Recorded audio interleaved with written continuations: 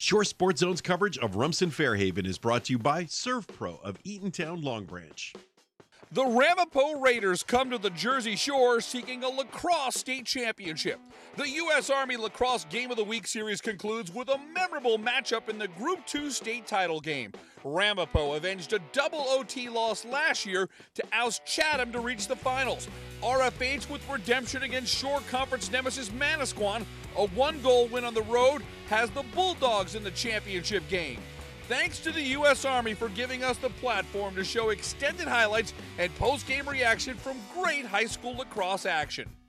Rumson-Fair came out strong in the first quarter. Ryan Torto fires low. At the end of one quarter, RFH with a 2-0 lead.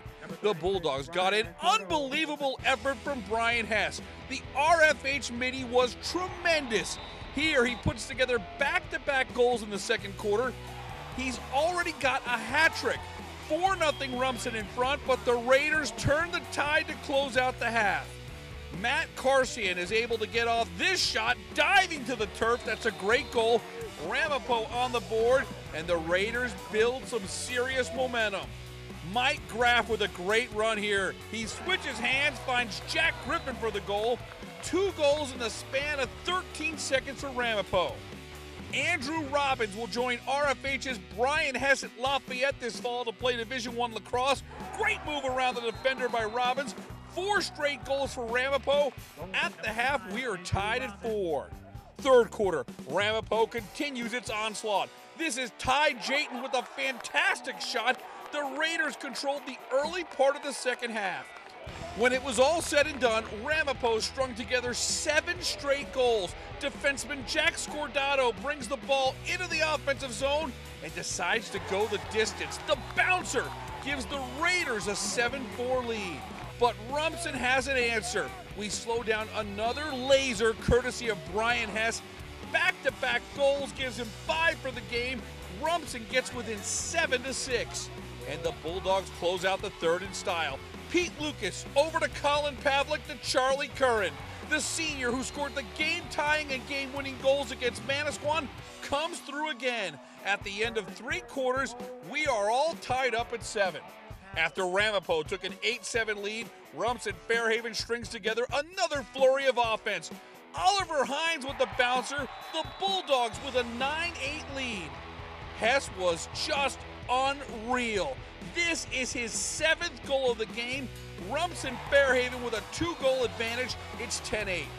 The Bulldogs score a 4th straight goal. Hines with his 2nd of the game. Rumson-Fair leads 11-8. They are 2:26 away from a state championship. The Dog Pound all fired up. But boy, Ramapo did not panic. Far from it. With the season on the line, the Raiders shine. Robbins had 5 goals, and Ramapo scored 3 goals in the span of 124, including this tally by Mike Graff. How about this? We're going to overtime, tied at 11 with a state championship on the line. After Ramapo had a turnover, RFH gets its chance to win it in sudden death. Garrett Sweely absorbs a check. This shot is oh so close, just wide. And now the Raiders get their chance. Ryan Sisti working from behind the net, the great vision. He finds Griffin from close range, and that's your game winner. Jack Griffin, 2:18 into overtime, gives Ramapo a Group 2 state championship. And you see the true thrill of victory. The Raiders enjoying the euphoric feeling of winning a state title. From 3 goals down late in the game, Ramapo scores 4 straight goals to claim the Group 2 state championship.